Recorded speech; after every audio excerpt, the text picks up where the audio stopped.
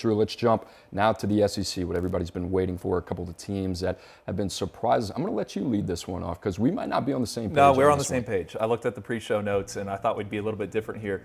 South Carolina, all right, sitting number 7 right now, and my guy Brad Crawford's walking around the offices today. I told him I was going to talk a little bit about the Gamecocks.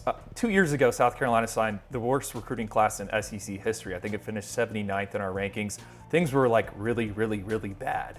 Right? There was like black smoke coming out of Columbia, South Carolina, black smoke coming out of 5 Points. And I love this group that, they have committed. Grayson Howard, I mentioned him. He's a Red Star prospect for me, a guy I would fight for all day. I think he's going to change that locker room. He's going to do everything very well. He's committed. That was a huge win for them down in Florida. But when I started diving even deeper into this recruiting class, what about the offensive line group? I think there's a ton of potential there. Jatavius Shivers, former Vanderbilt commit, they got committed. He's a legit 6'7" long reach. Trevon Baugh, Aldowuston Tree, Badea, I probably butchered that name. I need to practice that one. And Marquis Anderson, who's the highest ranked kid in the class. I mean, what they're doing in the trenches, I think is super impressive. And I think Beamer's just got that juice. You mentioned the juice. Kids like him right now. Xavier McLeod, he's going to announce Thursday night. I believe that's on the 24/7 Sports YouTube channel. Sounds like South Carolina's a good spot there. Shane Beamer, they deserve some credit for what they're doing right now on the recruiting front. I like South Carolina, and we talked about this, right? 7-6 the first season exceeded expectations. They had to fight tooth and nail to get every single one of those wins. They beat North Carolina in the Duke's Mayo Bowl, and to me, they've taken that momentum from a top 25 class that they had last cycle as well. And you talked about it, like the importance of stacking these top 25 ranked recruiting classes.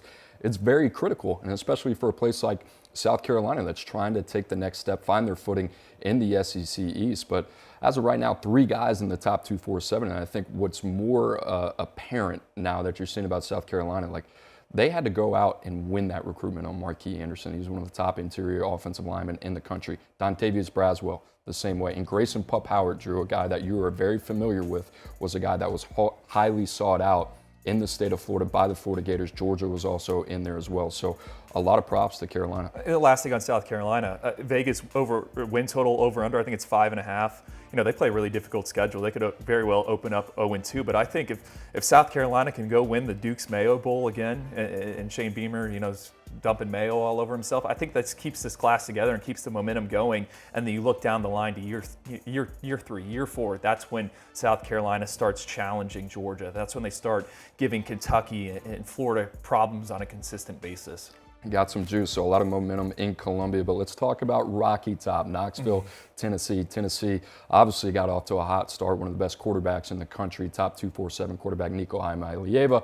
A lot to be made about that. He jumps in the boat with Tennessee's class. And since then, Drew, it's been like a lot of pleasant surprises, I feel like. They go Cam Seldon, they get him out of the state of Virginia. A lot to like with him, one of the best athletes in the country.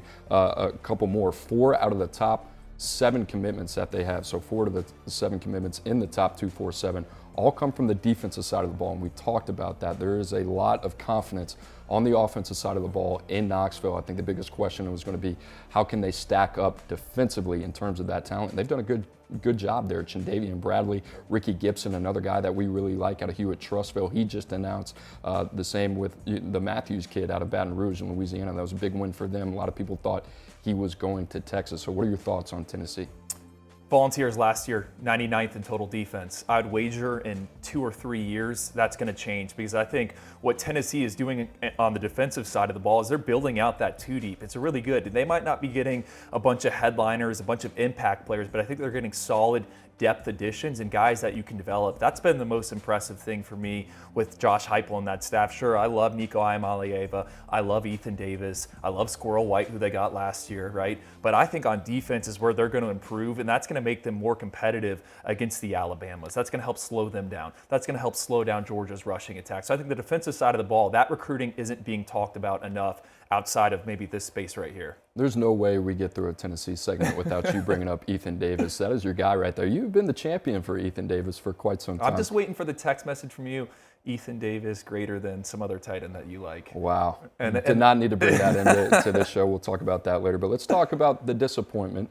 And I have some thoughts on this, but Auburn, they're sitting at number 66 right now in the SEC in overall, the number 66 class. But we've heard it all. It's been well documented on Brian Harsin, the attempted coup there in the Plains. Like, what are your thoughts about what Auburn can realistically get done this year? Because right now I know it is very difficult for them to be able to get some of these guys in the boat. I mean, it's they put them in a losing spot. I mean, there's no other way you can say it, right? I mean, 66 in the rankings. I mean, sure, they beat out Florida State for Wilkie Denaud, a defensive lineman. I would anticipate Auburn's probably going to go JUCO heavy again, go transfer portal heavy again.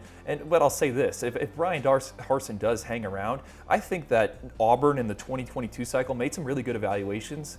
Maybe have some guys that are going to outperform where we had him ranked. Early returns from fall camp, Camden Brown has looked really, really good. He was a late riser out of St. Thomas Aquinas. You know, Auburn targeted him and was able to get him in the boat, and it sounds like he could play as a true freshman. Damari Alston, the running back out of the Atlanta area, another guy we had as a 3-star, but I think he might play as a freshman. So, you know, what are they supposed to do? I mean, everyone's negatively recruiting against them. They're using the fact that Brian Harsin's probably not going to be there. And I think we're seeing this with the recruiting class. Now, but I will say, if they do keep Harsin, I think he can make some good evaluations, and they built out that recruiting department. I mean, talk about putting your coach and your program in the best position to succeed. That's exactly what Auburn has not done. They have done the opposite of that. So if I'm Brian Harsin, if I'm the support staff members, if I'm the coaching staff, how do you go out there and recruit?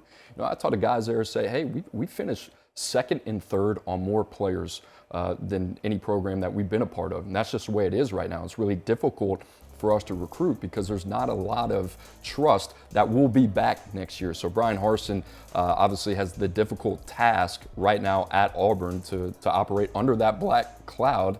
And if he comes back next year, all credit to him, man, because this has been a very difficult situation. That means he's won some games, right? Exactly. And the last thing on Auburn, right, with Wilkie Denaud, so he picks Auburn a few weeks ago, and I had another coach at a different school text me, oh, we're absolutely going to keep recruiting because they know that there's a chance Brian Harsin's not going to be there. So that's just the reality. Again, the negative recruiting against Auburn right now is at an all-time high.